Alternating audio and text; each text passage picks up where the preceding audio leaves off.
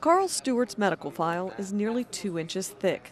He says the problems it details began shortly after his return from Iraq. His wife noticed a change in his personality. I noticed a difference right away. Um, how big the difference was built over time. She says he was less affectionate, not as involved with their family. Then came the nightmares and the blackouts. And she told me I might want to go talk to somebody, and I took her advice. I went and talked to somebody.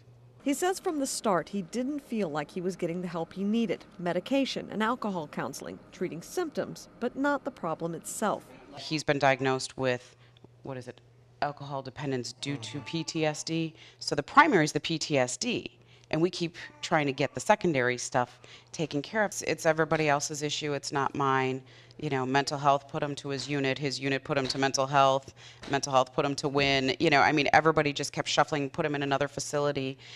Nobody ever said, he's got a problem, let's fix it. And the couple says the problems continued. The blackouts became more frequent and led to some violent incidents. He had one instance that left him with criminal charges. He had one that could have given him criminal charges. There was one instance in our condo community where he thought the Iraqis were coming to get him for what he had done, and he went on patrol in our condo complex with a shotgun and fired the shotgun. Luckily, no one was hurt. Carl has little memory of the incident. I just remember walking up the steps, and I had the shotgun in my hand, and there were a bunch of police cars behind me, and I was like, I must have done something. So I opened the shotgun, dropped the shells, turned around, and I put the shotgun down and just threw my hands up. Still awaiting indictment on charges of making terroristic threats in another incident, his attorney says the treatment his client has received has been inadequate.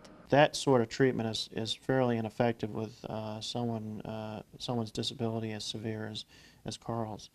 And he really needs to have intensive inpatient type treatment. Why he's still at Hunter and not discharged medically and into the VA system is beyond me.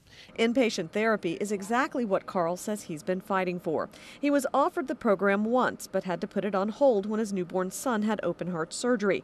Then they say his spot in the program got lost in the shuffle, and he was told he'd have to wait for another referral, which the couple says was promised and pulled repeatedly as his problems continued. Now, after 2 years, he's finally getting that help. It's made it rough. It's made it real rough. I've had to fight for a lot. And it's kind of made me almost a bit of a stronger person. And he thinks there's one thing the Army could do to make it better for others like him. When somebody asks for help, give it to them.